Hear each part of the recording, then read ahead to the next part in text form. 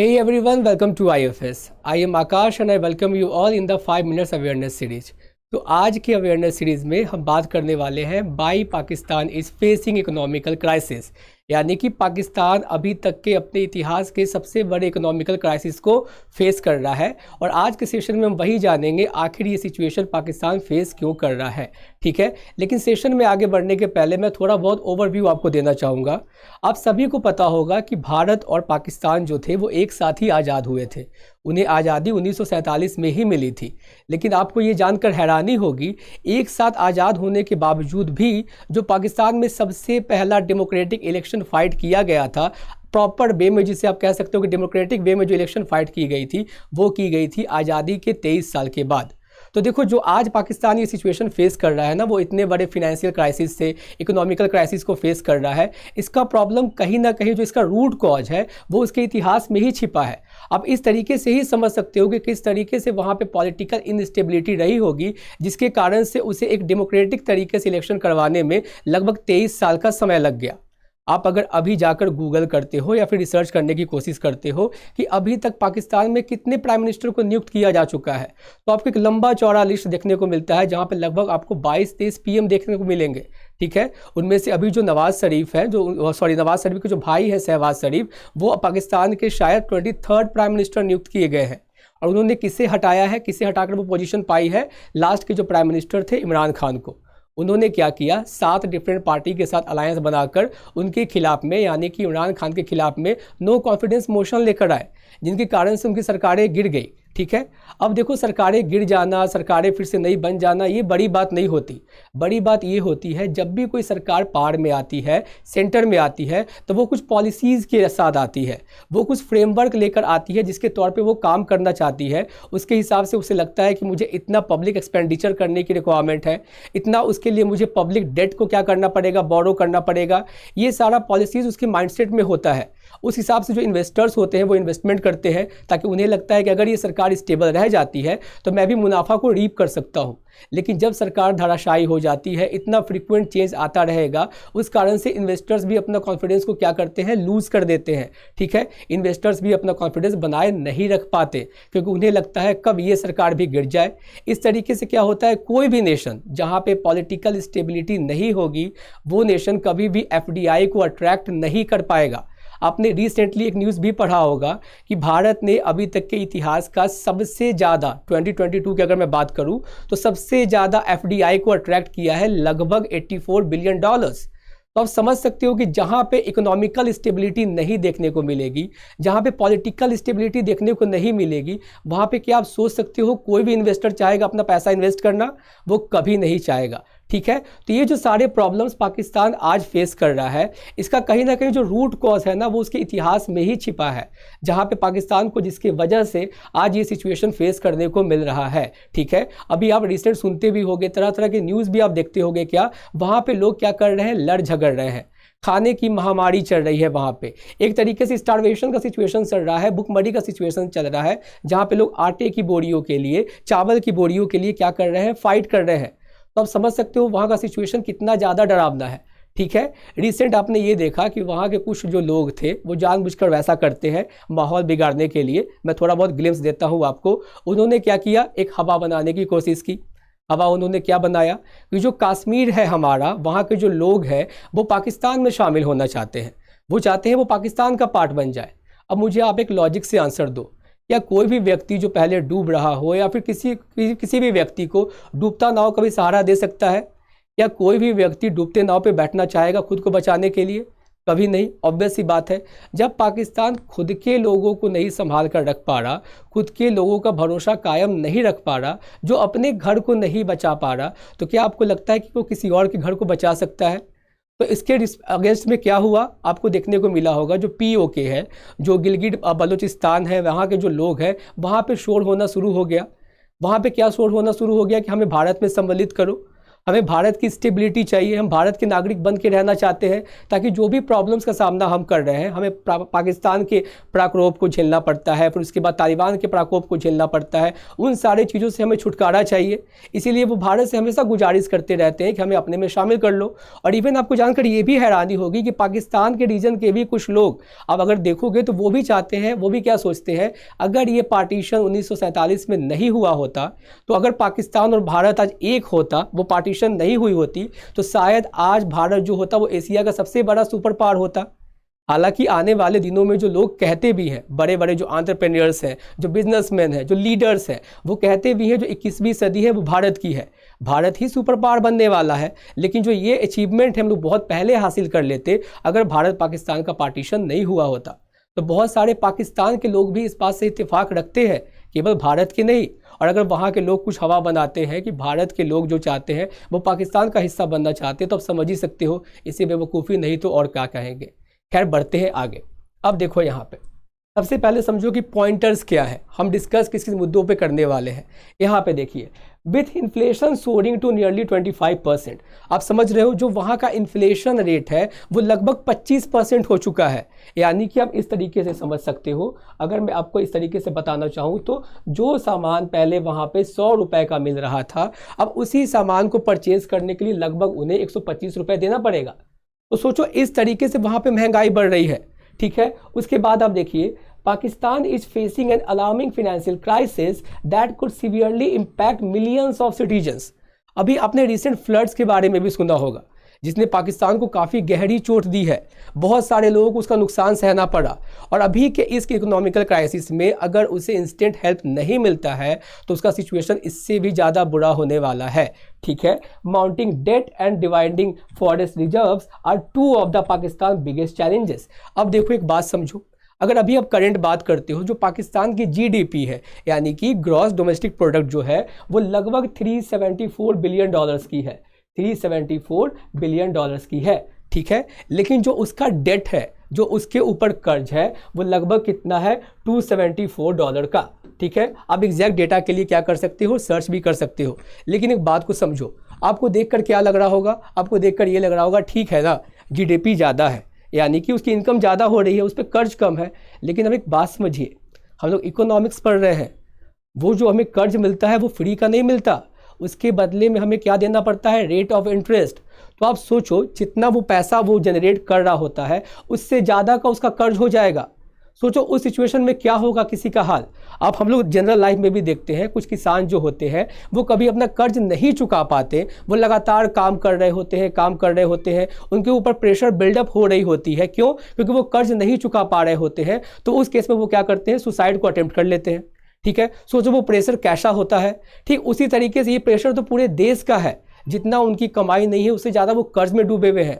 तो वो कमाएंगे कितना और चुकाएंगे कितना, ये सिचुएशन वो फेस कर रहे हैं, ठीक है। यहाँ पे देखिए, the country could face a total economical collapse without an immediate bail out package. अगर उससे इंस्टेंट मदद नहीं मिली तो वो पूरे तरीके से पाकिस्तान की इकॉनमी आने वाले कुछ ही दिनों की मैं बात कर रहा हूँ, कुछ ही दिनों में क्या हो जाएगी, पूरी तरीके से कोलैप्स कर जाएगी, ठीक है। बढ़ते हैं आगे।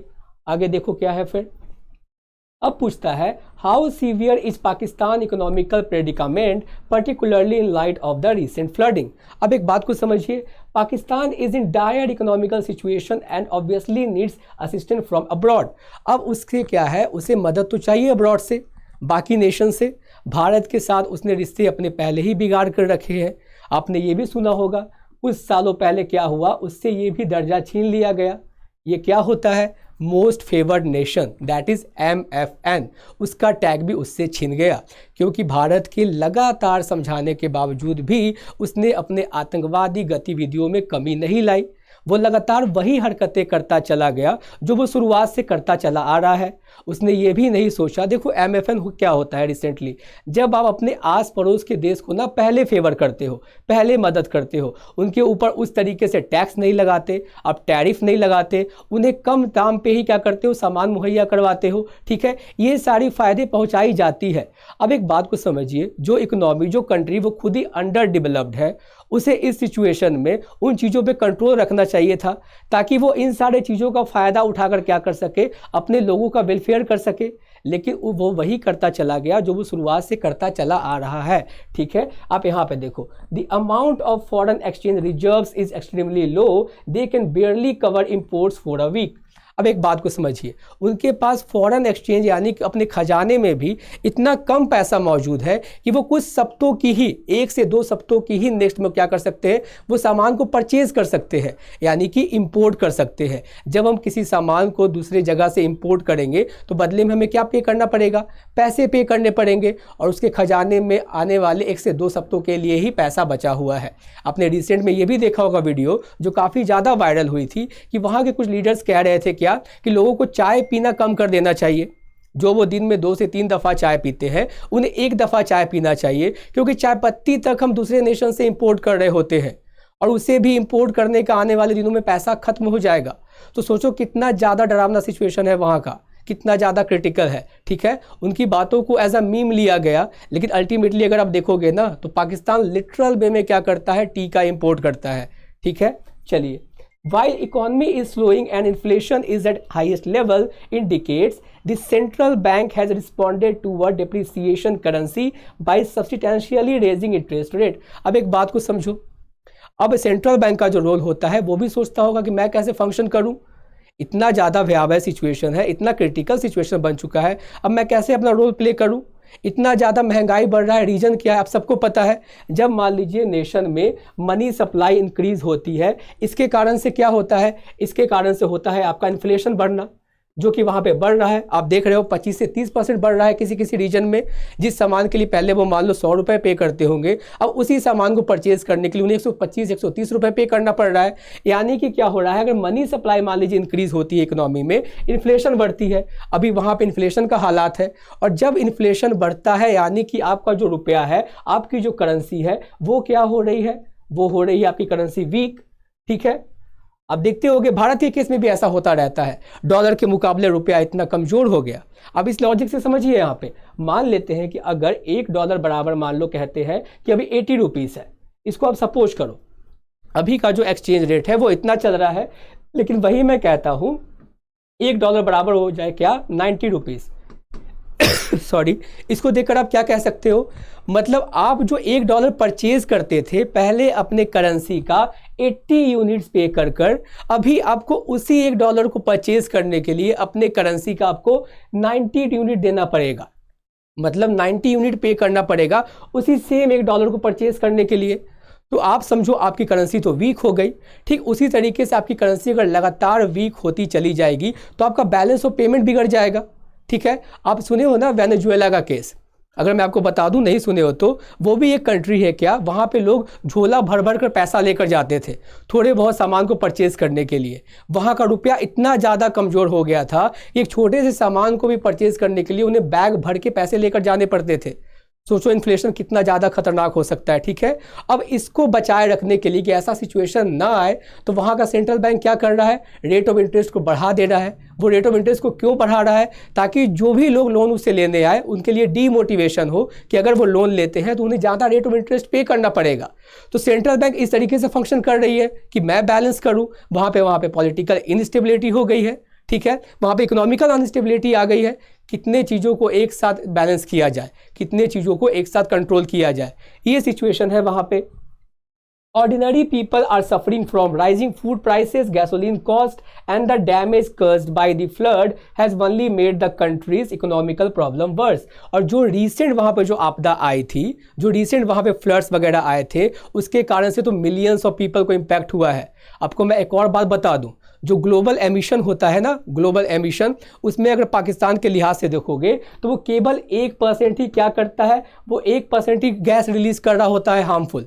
ठीक है, केवल 1%। शायद जो बाढ़ है वो लगभग 2% का है, आई थिंक उससे कम ही वो कंट्रीब्यूट कर रहा होता है ग्लोबल एमिशन में। लेकिन उसके बावजूद भी सबसे ज़्यादा क्लाइमेट कंडीशन का जो मार है वो उसको झेलना पड़ता है, जो रिसेंट आपने फ्लड के तौर पर देखा। ठीक है, चलिए बढ़ते हैं आगे।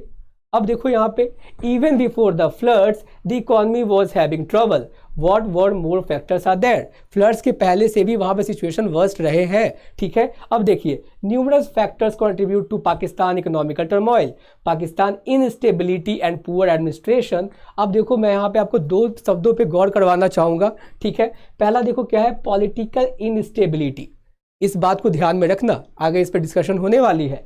Political instability and poor administration, ठीक है, ये one of the main reason होता है किसी भी इकोनॉमी को कोलैप्स करवाने में। आप इस बात को बिल्कुल ध्यान रखिएगा, इकोनॉमिकल स्टेबिलिटी भी कहीं ना इन दोनों चीज़ों से काफ़ी ज़्यादा इन्फ्लुएंस्ड होती है कि आपके नेशन का पॉलिटिकल स्टेबिलिटी कैसा है। आपके नेशन में फ्रीक्वेंट लीडर्स चेंज होते रहते हैं या फिर एक लीडर खड़ा होकर स्ट्रांगली नेशन को चला रहा होता है। उसके बाद आपके नेशन में एडमिनिस्ट्रेशन कैसा है, यानी कि एडमिनिस्ट्रेशन काम किस तरीके से कर रही है, वो प्रॉपर फंक्शनिंग कर रही है या फिर नहीं कर रही है, ठीक है। Have played a major role in undermining investor trust in the nation and fostering corruption and backroom deals that harm the fiscal health of the nation. और अगर आपके नेशन में पॉलिटिकल स्टेबिलिटी नहीं रहेगी, आपके नेशन में एडमिनिस्ट्रेशन ढंग से काम नहीं कर रहा होगा, तो आप कभी ये सोच भी नहीं सकते हो कि आपके यहाँ कोई भी व्यक्ति इन्वेस्टमेंट करना चाहेगा, कोई भी नेशन आपके यहाँ इन्वेस्टमेंट करना चाहेगा, क्योंकि वो भी अपने आप को सिक्योर फील नहीं करेगा। और कोई भी नेशन जब आता है आपके यहाँ इन्वेस्टमेंट करने, कोई भी इन्वेस्टर आता है आपके यहाँ इन्वेस्टमेंट करने, तो उसका एक ही मकसद होता है क्या, प्रॉफिट मैक्सिमाइजेशन। लेकिन ऐसे सिचुएशन में क्या वो अपने प्रॉफिट को देख सकता है मैक्सिमाइज होते हुए? उसे तो ये डर सता रहा होगा, अगर मैं जाके अपने यूनिट को वहाँ पे ओपन करूँगा तो हो सकता है आने वाले दिनों में वो भी क्या हो जाए, शट डाउन हो जाए और मेरा सारा पैसा लगा हुआ बर्बाद हो जाए वहाँ पे, ठीक है। अब देखो यहाँ, Pakistan is also heavily dependent on imports, Pakistan ज़्यादा से ज़्यादा इम्पोर्ट पे ही डिपेंड करता है, क्योंकि बहुत सारे चीज़ों को मैन्युफैक्चर कर पाने में वो आज भी क्या है, असक्षम है, ठीक है। Particularly when it comes to energy, जैसे कि एनर्जी हो गया, making it particularly sensitive to the increase in the prices of oil and gas around the world.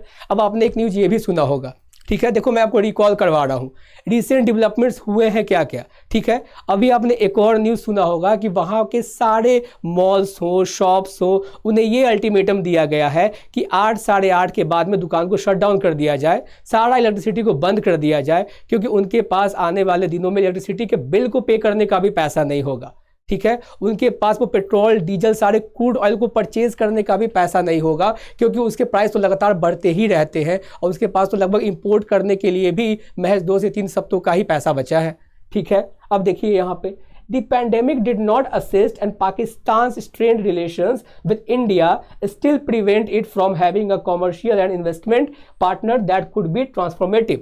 अब एक बात को समझो, इस केस में उसे किसका याद आता होगा, भारत का। ऑब्वियस सी बात है, देखो भारत उतना ज़्यादा ट्रेड अब नहीं करता है पाकिस्तान के साथ में।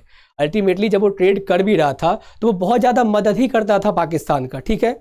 अब तो उसे इस सिनेरियो में किसकी याद आती होगी, भारत की याद आती होगी, ठीक है। उसे लगता होगा कि अगर मेरा रिलेशन अच्छा होता तो शायद हम मिलजुल कर इस सिचुएशन से बाहर निकल जाते। जैसे आपने रिसेंट देखा होगा, नेपाल में बहुत ज़्यादा क्राइसिस हुआ, श्रीलंका में बहुत ज़्यादा क्राइसिस हुआ, और जब क्राइसिस वो लोग फेस करते हैं तो किसका दरवाज़ा खटखटाते हैं, भारत का। और भारत तैयार भी रहता है, लेकिन पाकिस्तान का तो अब वो मूव ही नहीं है। वो अभी भी क्या होगा, देखो कहते हैं ना कि कुछ लोग समय के साथ भी नहीं बदलते।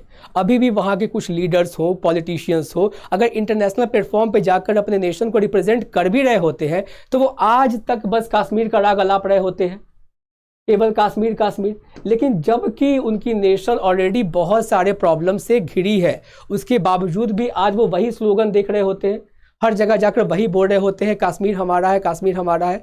लेकिन एक बात को समझिए, जब आप इंटरनेशनल प्लेटफॉर्म पे जाकर लिटरल वे में अपने प्रॉब्लम्स को हाईलाइट करते हो, जो रियल का प्रॉब्लम जो आप फेस कर रहे हो, तो बाकी लोग सुनते भी हैं।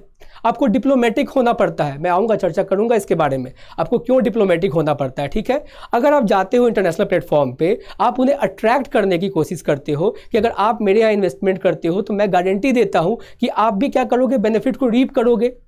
तो इस तरह का प्रपोजल लेकर वो कभी जाते नहीं है प्लेटफॉर्म पे। बहुत माइनर टर्म्स में ही आपको सुनने को मिलता है ये सारी चीज़ें, लेकिन हाईलाइट क्या निकल कर आती है वहाँ से कि आज वहाँ के लीडर्स ने इस मुद्दे को उठाए।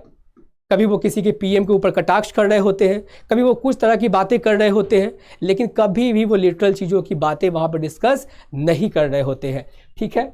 अब देखिए यहाँ पे रिसेंट डेवलपमेंट्स क्या क्या हुए हैं।